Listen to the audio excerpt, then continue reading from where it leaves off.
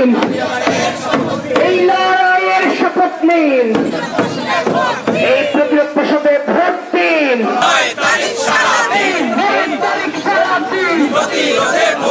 তাদের ইশতেহারগুলো ছিল এবং তাদের যে দফাগুলো তারা দিয়েছেন, তারা কি কি কাজ করবেন শিক্ষার্থীদের জন্য, সেগুলো কিন্তু তারা তুলে ধরেছেন সাধারণ শিক্ষার্থীদের মাঝে। এবং আজ সারাদিন ব্যাপী কিন্তু ডাকসু নির্বাচন 9 সেপ্টেম্বরকে ঘিরে যে ভোট কেন্দ্র আছে সেগুলো নিয়ে এখন পর্যন্ত প্রার্থীরা কিন্তু প্রশ্ন তুলেই যাচ্ছেন। নির্বাচনের যে চিফ রিটার্নিং কর্মকর্তা আছেন তার কাছেও অনেকে অভিযোগ দিয়েছেন এখন পর্যন্ত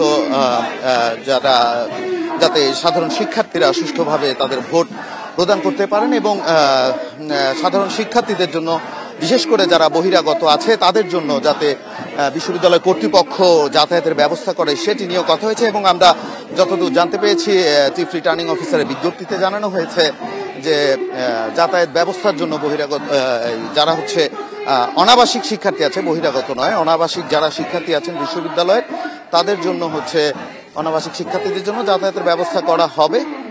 এবং 9 তারিখ সারাদিন যেই ভোট সেই ভোটকে উৎসব মুখর করার জন্য সবাই হচ্ছে যারাই প্রার্থিতা দিয়েছেন একে অপরের সাথে বিভিন্ন ইশতেহার এবং বিভিন্ন রাজনৈতিক যেহেতু দল আছে তাদের অমিল থাকলেও তারা কিন্তু 9 তারিখ সুষ্ঠু একটি ভোট কিন্তু প্রত্যাশা করছেন।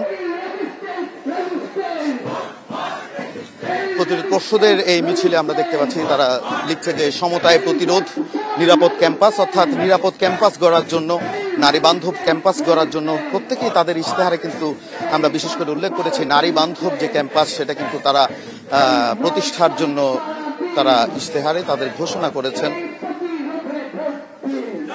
চলছে প্রজেকশন মিছিল প্রতিরোধ পর্ষদ প্যানেলের।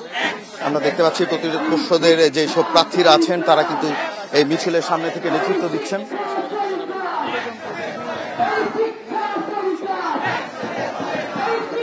তারা বিভিন্ন স্লোগানে কিন্তু ক্যাম্পাস প্রদক্ষিণ করছে যে শিক্ষা সন্ত্রাস, শিক্ষা ব্যবসা একসাথে চলে না, শিক্ষা ব্যবসা একসাথে চলে না, এসব বিভিন্ন ধরনের স্লোগান দিয়ে তারা কিন্তু ক্যাম্পাস প্রদক্ষিণ করছে তাদের প্রজেকশন মিছিলে। অন্যান্য যেসব প্রার্থীরা আছে অথবা দল আছে, বিভিন্ন প্যানেল আছে যাদের, তারাও কিন্তু তাদের অনেকে প্রজেকশন মিটিং করেছেন, কিন্তু আজকের প্রতিরোধ পর্ষদ প্যানেলের আমরা দেখতে পাচ্ছি তারা প্রজেকশন মিছিল নিয়ে বের হয়ে